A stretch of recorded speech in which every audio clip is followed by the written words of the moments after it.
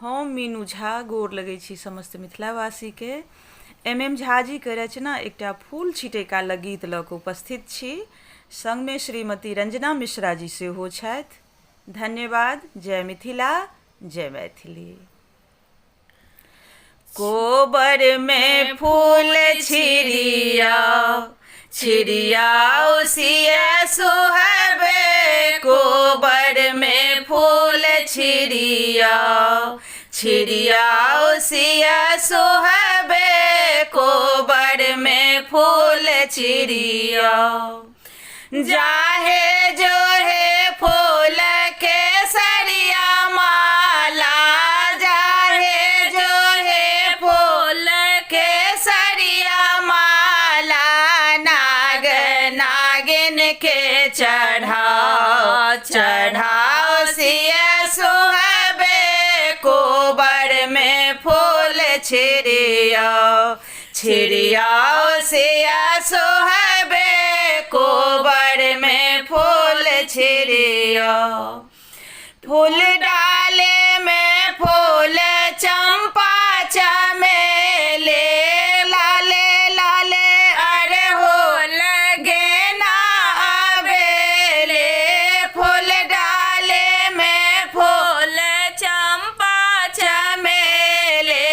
लाले लाले अड़हुल गेना अबेले। कोबर के शोभा सजाओ, सजाओ सिया सुहाबे। कोबर के शोभा सजाओ, सजाओ सिया सुहाबे। कोबर में फूल छिड़ियाओ, छिड़ियाओ सिया सुहाबे। कोबर में फूल छिड़ियाओ, सजना के हाथ में फूल का डाले। नगर का फूल लोरे अनने माले। सजना के हाथ में फूल का डाले।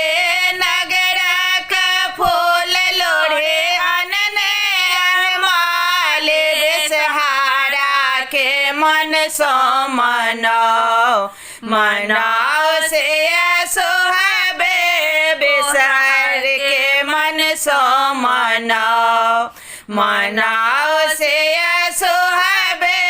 कोबर में फूल छिड़ियाओ, छिड़ियाओ सिया सुहाबे। कोबर में फूल छिड़ियाओ, जाहे जो है फूल के सरिया माला। जाहे जो है फूल के सरिया माला। नाग नागिन के चढ़ाओ, चढ़ाओ सिया सुहाबे। कोबर में फूल छिड़ियाओ, छिड़ियाओ सिया सुहाबे। कोबर में फूल छिड़ियाओ।